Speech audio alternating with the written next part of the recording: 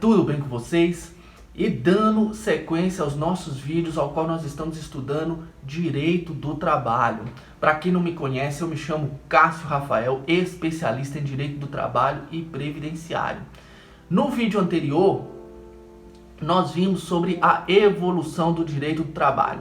Vimos que o trabalho ele é citado na Bíblia, no primeiro livro da Bíblia, no livro de Gênesis, e que o trabalho ele foi imposto como castigo a Adão devido ao pecado cometido. Vimos também que na antiguidade, na Roma e na Grécia Antiga, o trabalho ele era sinônimo de escravidão. E vimos também que o trabalho ele só passa a ter status de que ele dignifica o homem a partir dos tempos modernos, da modernidade, com o advento da industrialização. E hoje nós vamos falar de um tema importantíssimo, que são os elementos da relação de emprego. Ah, mas por que nós temos que estudar os elementos da relação de emprego? Primeiro, pessoal, na ausência de qualquer um desses elementos que nós vamos estudar hoje, descaracterizada a relação de emprego e, consequentemente, perderá assim a tutela da Justiça do Trabalho. Então vamos lá? Mas antes de nós adentrarmos aos elementos da relação de emprego, vamos falar primeiro do conceito de direito do trabalho. Qual é o conceito de direito do trabalho? Direito do trabalho é um ramo especializado que irá dispor regras e princípios aplicáveis às relações de emprego. Vencido aí o conceito, nós vamos falar agora sobre os elementos essenciais da relação de emprego. E na onde nós encontramos esses elementos? Os elementos da relação de emprego nós vamos identificar na própria CLT, na nossa Consolidação das Leis do Trabalho, nos artigos 2º e 3º, né? O artigo 2º, ele vai trazer o seguinte para nós: considera-se empregador a empresa individual ou coletiva que, assumindo os riscos da atividade econômica, admite, assalaria e dirige a prestação pessoal de serviço. Vamos abrir um parênteses aqui, pessoal, que vamos falar de um tema aqui também muito importante, onde fala que assumindo os riscos da atividade econômica, admite, assalaria e dirige. Esse dirige, ele dispõe sobre o poder dirigente do empregador. Então, o empregador, assumindo os riscos da atividade econômica, ele dirige as atividades que serão prestadas naquela empresa. Fecha parênteses. Vamos lá falar sobre o primeiro elemento da relação de emprego, a prestação pessoal de serviço. Então, o serviço que será prestado, o contrato assinado entre empregador e empregado, ele é personalíssimo. Então, se o Cássio presta serviço lá em uma empresa, o Cássio ele não pode mandar o Joãozinho ou o Pedro para poder substituí-lo lá no serviço. Somente o Cássio poderá prestar esse serviço lá naquela empresa. Então trata-se de pessoalidade. Terceiro, ele vai trazer o seguinte para nós: considera-se empregado toda pessoa física. Então, pessoal, o segundo elemento é que o contrato de trabalho só é realizado entre empregador e pessoa física, não entre pessoas jurídicas. Contrato de pessoa jurídica, nós estamos diante de contrato de prestação de serviço, de um contrato civil, tutelado pela seara civil. Continuando, pessoa física que prestar serviço de natureza não eventual. Então essa prestação de serviço, ela não pode ser esporádica, ela tem que ser habitual. Então não eventual é sinônimo de habitualidade. Então o Cássio presta serviço em uma determinada empresa. O Cássio ele tem um horário para poder cumprir, determinado ali no contrato de trabalho. Esse serviço, seja prestado em 5 ou 6 dias da semana, ele tem que ser habitual. ele não é uma prestação de serviço esporádica. Então, o terceiro elemento aí da relação de emprego é a habitualidade.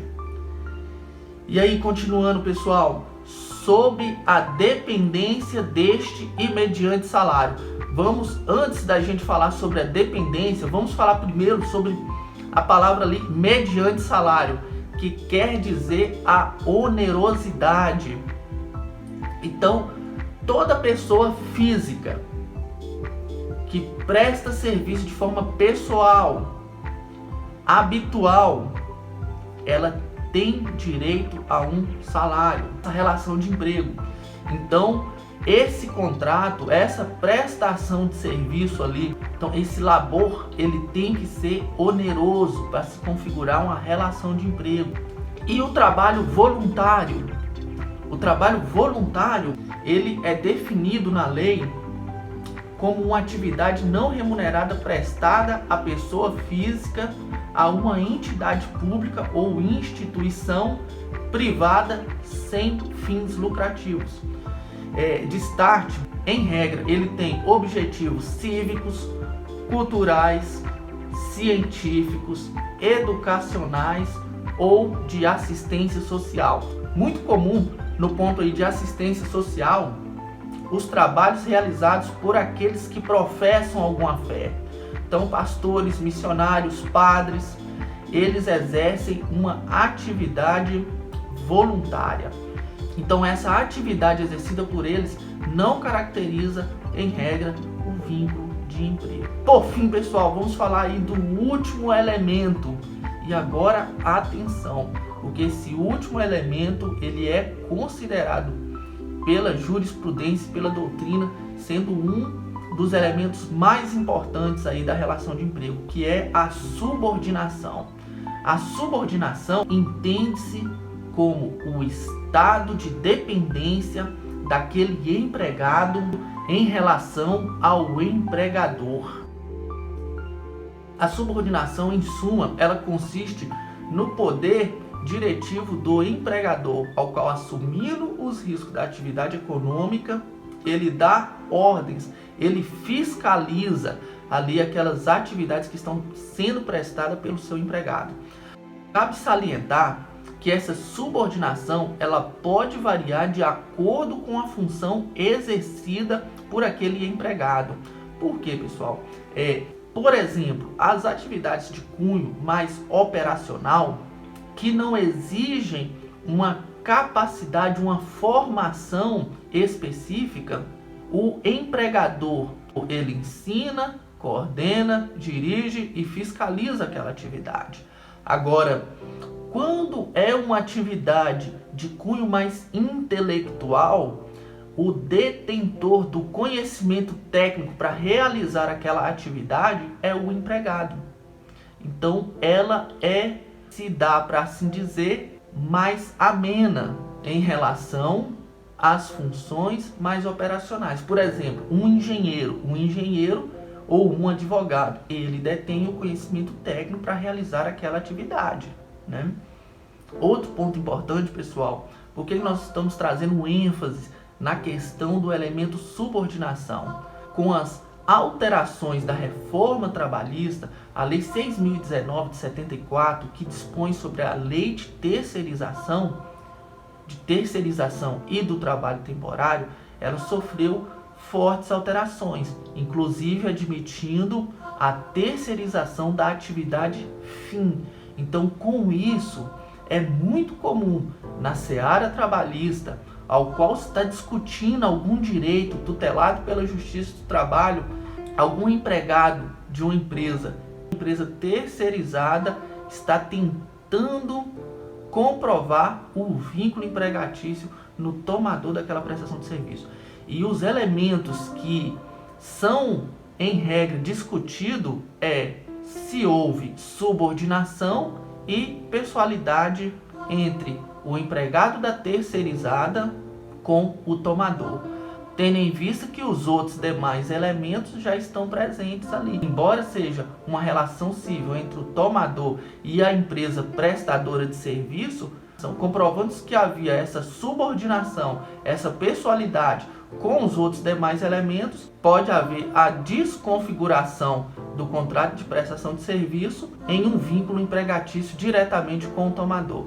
Então, pessoal, gostaram do conteúdo? Gostaram da matéria? Aprenderam direitinho? Então, desde já, deixe seu like, inscreva-se aí no canal, deixe seus comentários aí, se tiver algum tema específico para a gente poder trazer aqui nesses vídeos. Desde já agradeço o apoio de vocês aí no canal e não percam a próxima aula. Aguardo vocês. Tchau, tchau!